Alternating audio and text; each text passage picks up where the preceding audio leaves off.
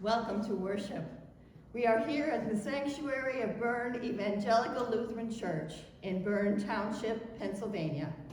My name is Pastor Phyllis Wolkenhauer, and I am here to join you in worship.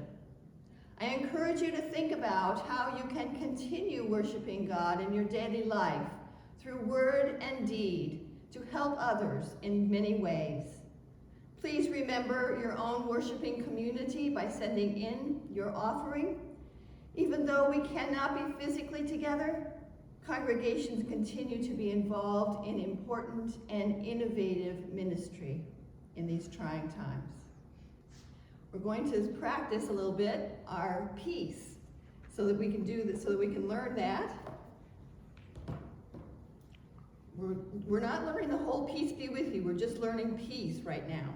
So we start with a hand up, other hand goes over, twists, so the top hand comes on top. Very good. Now I'll tell you what it literally means to help you remember how to do it. Up, on top, twist, and the bottom hand is coming to the top, which means become calm. Okay, let's try it again. It's hard when you do it fast, so we'll try it nice and slow. Hand up, over, twist, means become calm, and that means peace. Okay. It is my hope that in this time together, we will all be blessed by the presence of our Lord and Savior, Jesus Christ. Let us confess our sins before God and one another. Blessed be the Holy Trinity, one God, whose steadfast love is everlasting, whose faithfulness endures from generation to generation. Amen. Trusting in the mercy of God, let us confess our sins.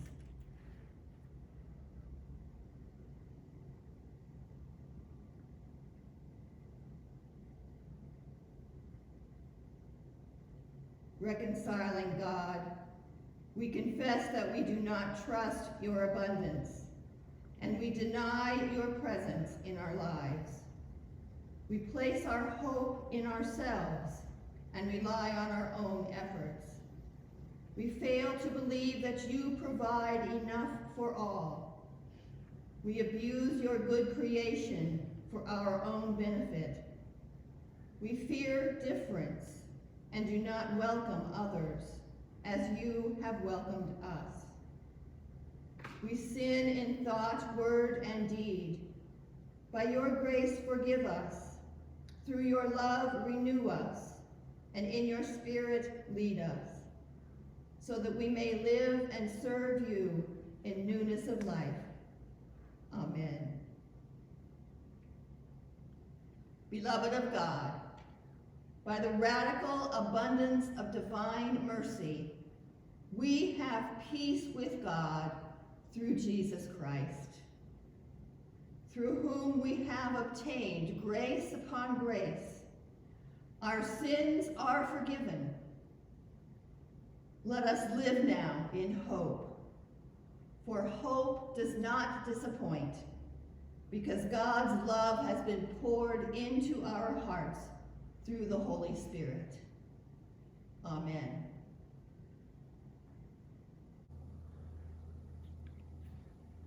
The grace of our Lord Jesus Christ, the love of God, and the communion of the Holy Spirit be with you all. Let us pray.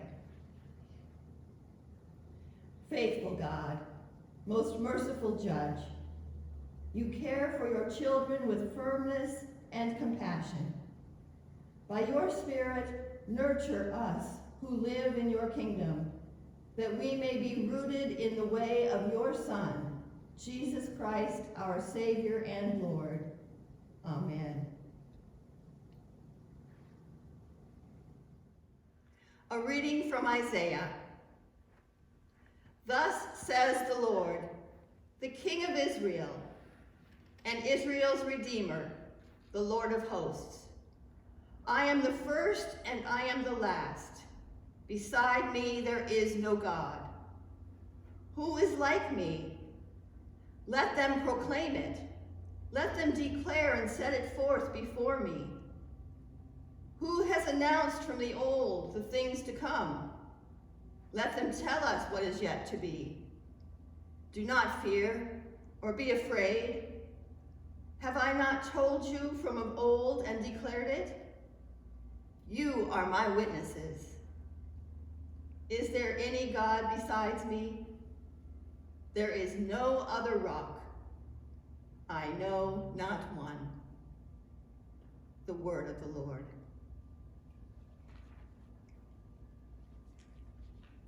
The psalm is Psalm number 86. Teach me your way, O Lord, and I will walk in your truth. Give me an undivided heart to revere your name. I will thank you, O Lord my God, with all my heart, and glorify your name forevermore. For great is your love toward me. You have delivered me from the pit of death. The arrogant rise up against me, O God, and a band of violent people seek my life. They have not set you before their eyes. But you, O Lord, are gracious and full of compassion, slow to anger, and full of kindness and truth. Turn to me and have mercy on me. Give your strength to your servant, and save the child of your handmaid. Show me a sign of your favor, so that those who hate me may see it and be put to shame. Because you, Lord, have helped me and comforted me. Teach me your way, O Lord, and I will walk in your truth.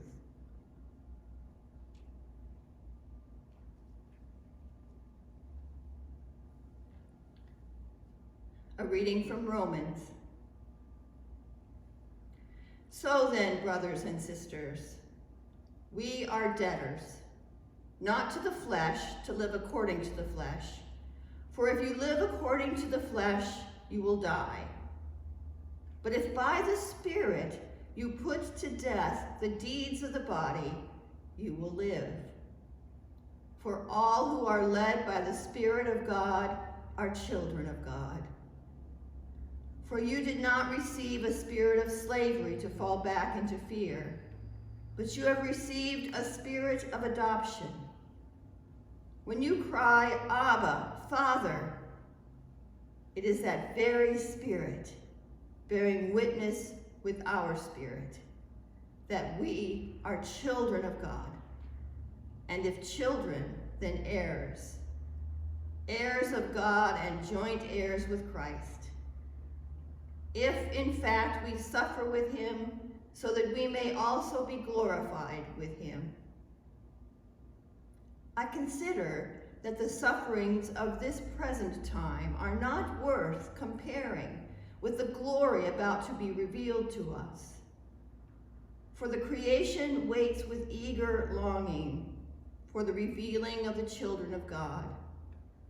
For the creation was subjected to futility, not of its own will, but by the will of the one who subjected it, in hope that the creation itself will be set free from its bondage to decay and will obtain the freedom of the glory of the children of God. We know that the whole creation has been groaning in labor pains until now. And not only the creation, but we ourselves, who have the first fruits of the Spirit, groan inwardly while we wait for adoption, the redemption of our bodies. For in hope we are saved. Now hope that is seen is not hope. For who hopes for what is seen? But if we hope for what we do not see, we wait for it with patience. The word of the Lord. The Holy Gospel according to St. Matthew, the 13th chapter.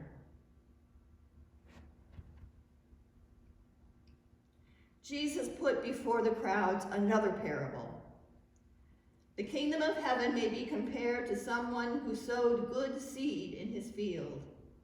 But while everybody was asleep, an enemy came and sowed weeds among the wheat, and then went away. So when the plants came up and bore grain, then the weeds appeared as well.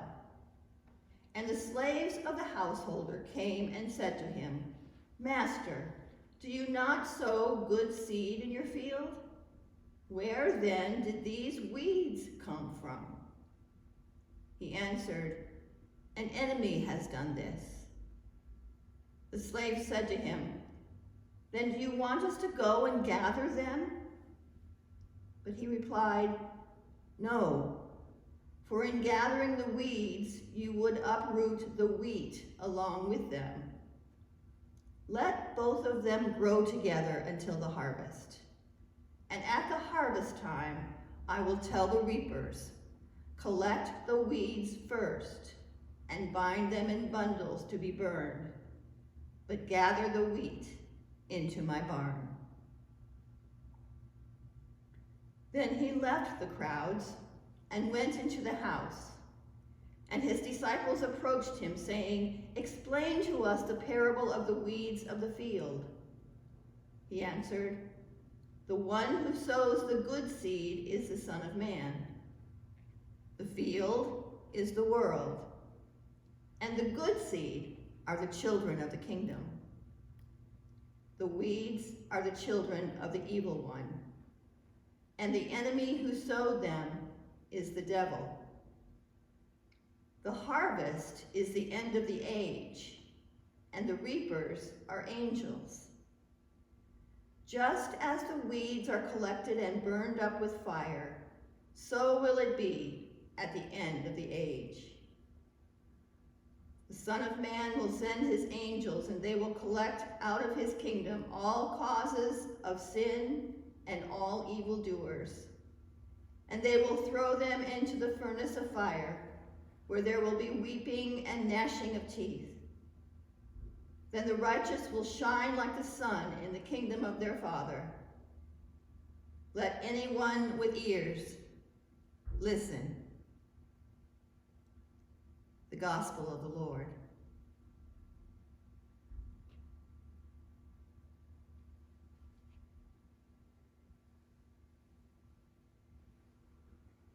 Please pray with me.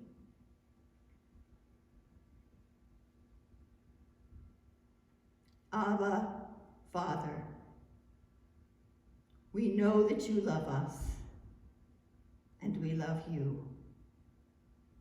Empower us with your Holy Spirit, so that we may know your will and follow you every day of our lives. Now may the words of my mouth and the meditation of our hearts be acceptable in your sight, O Lord, our rock and our Redeemer. Amen.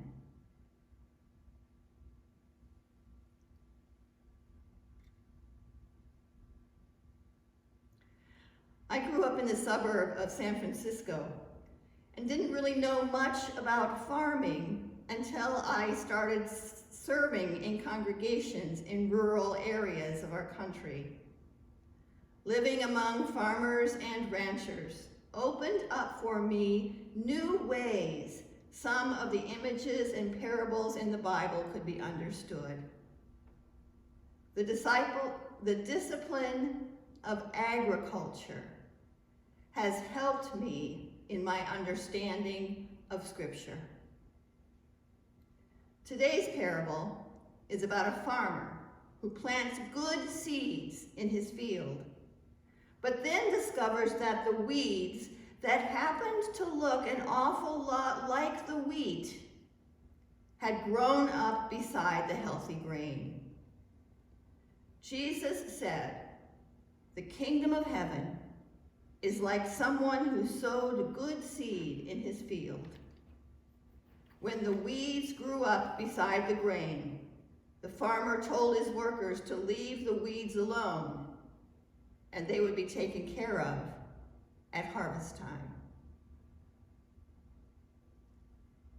Leave the weeds alone. That is not the advice we received when we took a stroll around our yard in Miami with a knowledgeable arborist and horticulturist. Because we were new to Florida, our friend offered to stroll around our yard to point out to us the different kinds of plants that we had and where they were from. As we walked, she pointed to and shared the variety of names, as well as the origin of each plant or tree. This one is from Asia. That one from South America. That one is from the Caribbean. And this one is a native of South Florida. We discovered that the foliage in our yard was as diverse as the people who lived in the city of Miami. As we continued the tour of our property, there was no mention of weeds until we turned a corner. There, swaying slightly in the breeze, was a patch of thick, reed-like grass. Tall, at least 6 feet, and blooming. Little lacy shoots filled with seeds projected from the clumps of thick, sharp blades. Burma reed grass, our friend exclaimed. Get rid of it. Then she explained that this invasive grass was threatening South Florida's vegetation. Cut it down, weed it out, dig it up. That was the advice given to us regarding our large plant, our large patch of Burma reed grass. Cut it down, dig it up, weed it out.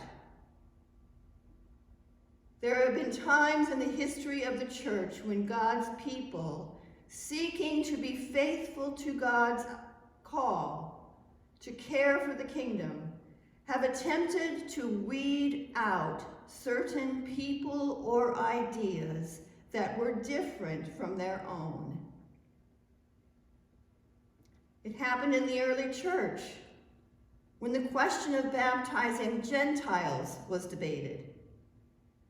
It happened in Luther's time when popes and councils attempted to silence the Reformation. It happens in our own day, on both the congregational and global level, as people try to maintain their own idea of the church to the exclusion of others. There are times when church members spend more energy on weeding than on planting, tending, and nurturing.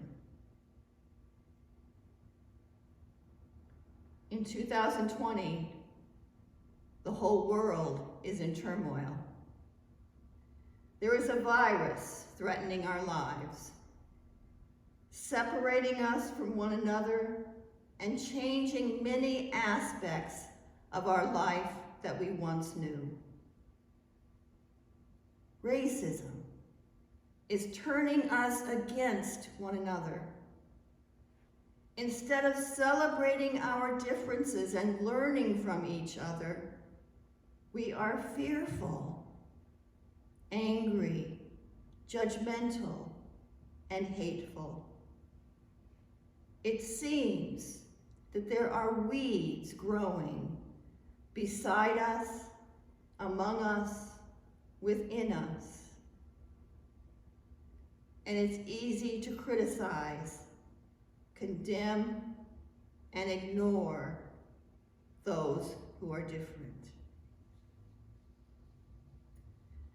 There are times when we spend more energy on weeding than on planting and tending, promoting love and peace. There are always weeds growing beside us, among us, and within us. Sin and evil are a part of life. Listen, Jesus says. Anyone with ears, listen. Today we hear Jesus tell a parable that frees us from the responsibility of weeding in the kingdom of God. Jesus proclaims that we are all as ignorant about who are weeds and who are in God's kingdom, as ignorant as I was about our Burma reed grass that was threatening the plants in South Florida. When the farm workers in Jesus' parable ask the farmer if he wants them to go and gather up the weeds, the farmer replies, "No. Let the wheat and the weeds grow together until the harvest. And then at the harvest time, I will tell the reapers to gather and separate the weeds from the wheat." As children of God, it is not our responsibility to make a judgment about who is in this world that are good plants and who are the weeds. This is God's responsibility. Freed of that duty, we can treat everyone as wheat or geraniums or daylilies. We are free to care for others, even if their culture, their race, their politics, or their sexual identity are different from ours. We are free to assist the homeless, feed the hungry, help the weary with no strings attached. We are free to listen to those whose ideas are different from ours and engage in dialogue. We are not called to weed anyone out of the kingdom. We are called to grow beside one another and to learn. We are blessed to live in America. What a beautiful, varied mix of people, traditions, foods, worship, and music. When Jesus tells this parable of the farmer who planted good seed in his field and then told the workers that there was no need to weed, I cannot help but think of our diverse country. As members of the Evangelical Lutheran Church in America, we have so many opportunities to reach out to all kinds of people with the message of love, peace, and acceptance. We have so much to learn from all of our brothers and sisters who are different from us and who have so much to share. Jesus came to save the world. Right here in America, we have a sampling of the diversity of people who Jesus came to save, and we can grow together in faith. There's no need for us to weed in God's field. God will take care of that. Let us put all of our energy into tending and planting. Amen.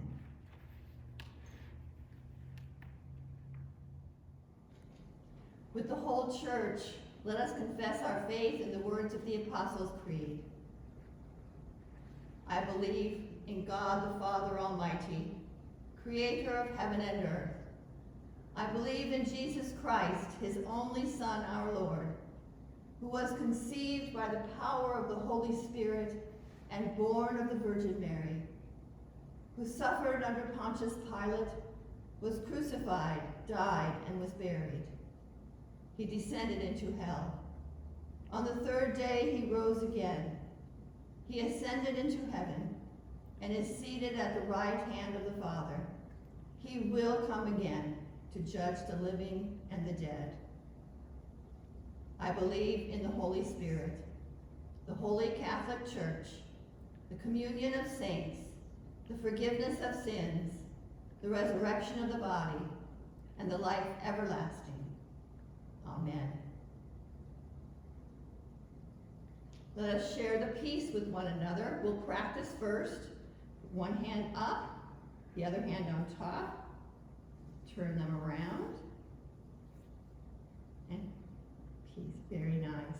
Okay, let's do it together.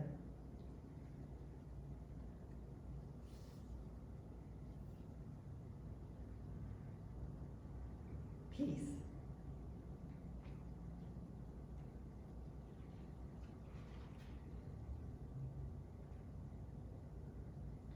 Called into unity with one another and the whole creation, let us pray for our shared world. God of the harvest, you sow the good seed of the gospel of Jesus Christ into your field. Help your church throughout the world to be both diligent and patient, full of resolve and gentleness, that our witness may be faithful to your intentions. We pray for St. John Lutheran Church and Pastor Rachel, and for missionaries Robert and Kathy Moore. God of all space and time, your whole creation groans in labor pains, awaiting the gift of new birth. Renew the earth, sky, and sea, so that all your creation experiences freedom from the bondage of decay. God of the nations, teach us your ways, that we may walk in your truth. Mend the fabric of the human family, now torn apart by selfishness and racism, by our harshness and lack of understanding, and by our fearful and warring ways. Guide us by your mercy, grace, and steadfast love. God of hope, you accompany those who suffer and are near to the brokenhearted. Open our hearts to your children who are lonely and abandoned, who feel trapped by despair, and all who suffer in any way, especially Rita, Bill, Danny, Ruth, the family and friends of Grace Kimmerling, all who have been exposed to or infected by COVID-19, and those we name in our hearts.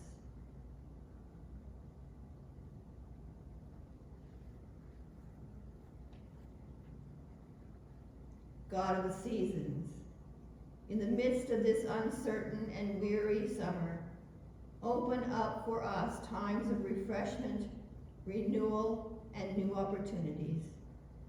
We pray for the safety of those who travel, those who work in high-risk environments, and for all those we love. God of faithfulness, strengthen in faith those who celebrate their birthdays this week, Rita, Walter, and Andrew, that they may know the depth of your love for them. God of community, we thank you for giving us to one another to share this journey of faith. Grant us patience as we wait for the time when we can safely be together again. God of life, those who have died in you shine like the sun in your endless kingdom. We remember with thanksgiving the saints of all times and places, and saints close to you. Gather with them on the day of salvation. In the certain hope that nothing can separate us from your love, we offer these prayers to you through Jesus Christ our Lord. Amen. Our Father, who art in heaven, hallowed be thy name. Thy kingdom come, thy will be done, on earth as it is in heaven. Give us this day our daily bread, and forgive us our trespasses, as we forgive those who trespass against us. And lead us not into temptation, but deliver us from evil. For thine is the kingdom, and the power, and the glory, forever and ever. Amen.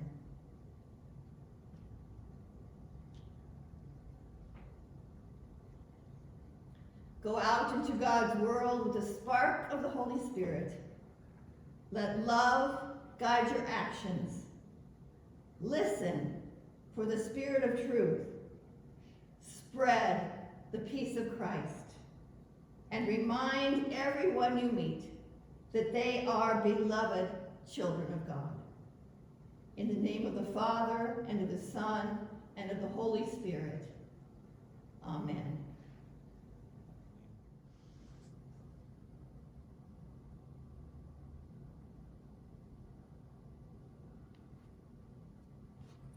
Go in peace. Christ is with you. Thanks be to God.